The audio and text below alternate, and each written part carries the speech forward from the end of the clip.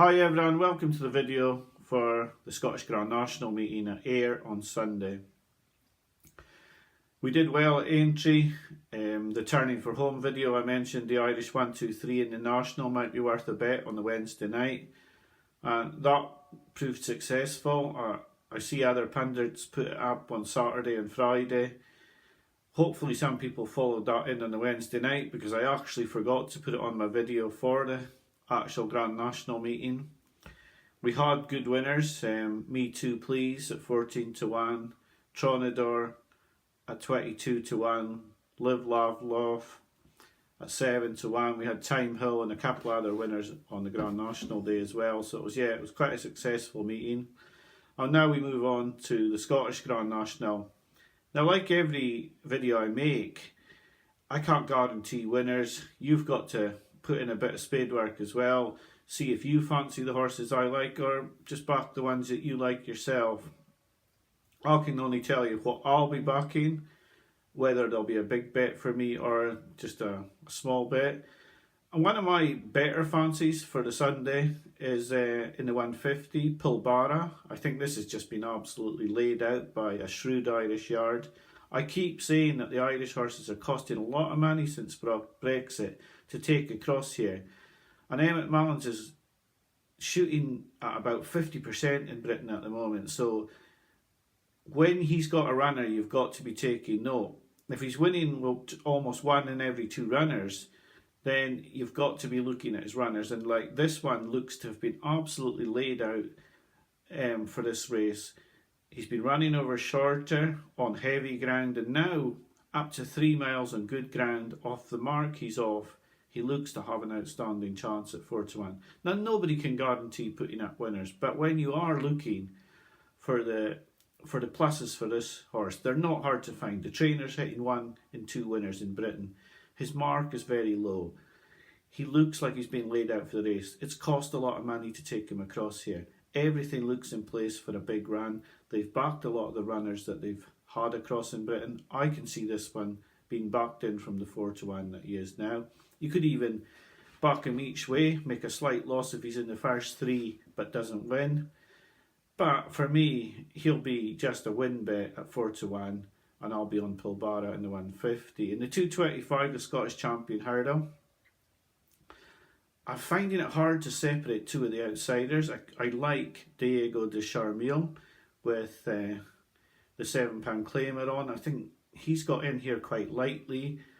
Nichols likes to try and win this race. He has got another horse in the race, Time White, but I think Diego de Charmil's got an each way chance, and the other horse I think's got a chance is another Irish horse, Bunnina, with Hughes on board for John McConnell.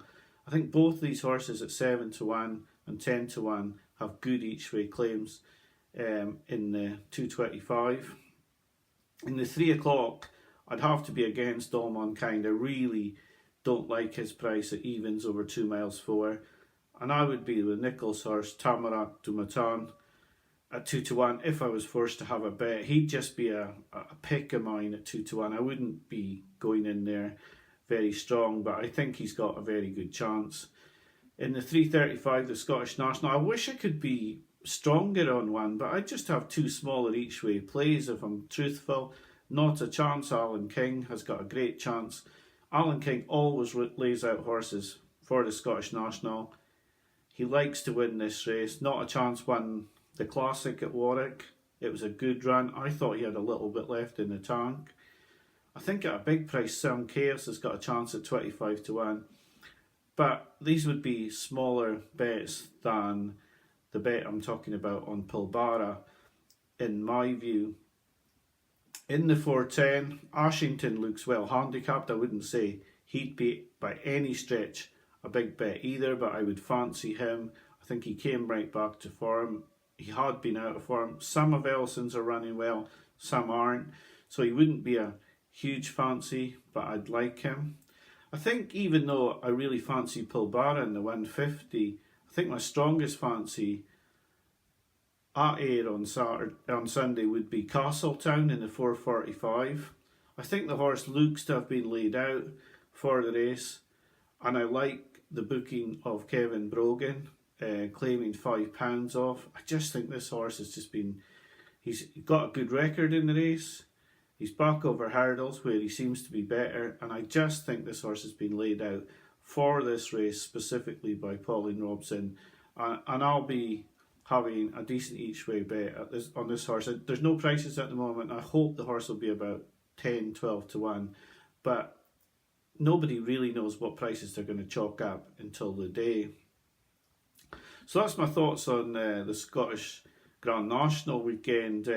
For me, the two bets that I'll be looking forward to the most are Pilbara in the 150 at 4 to 1 and Castletown in the 445.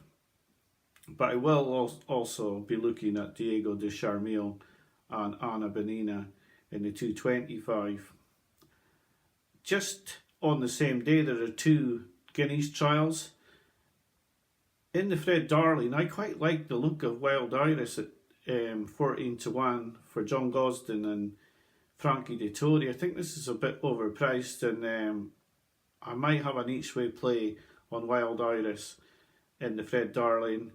Sadly, in Greenham, I fancy the favourite, Chindit, which isn't really telling anybody anything that they don't know. So that's my thoughts on the big races on Sunday. Looking forward, I will probably make videos for the Punchestown Festival.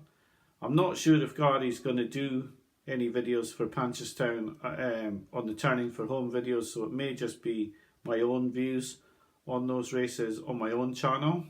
We are over 1,000 now, so I may have to try and get my skills up and see if I can make some videos perhaps with someone else on my channel and put them out either live or record them and then put them up after. I did think that Gary might do some videos that he said he doesn't think he will be on the Turning for Home for Punchestown, so I'll be looking into that, either making videos on my own or perhaps with someone else if I can get the software working and work out how to make the videos myself. But anyway, for this weekend at Ayr, I'm looking at Pilbara in the 150 at 4 to 1 and Castletown in the 445. I'm not really sure what price he'll be, and over at Newbury I'll be looking at Wild Iris each way at 14 to 1 in the Fred Darling.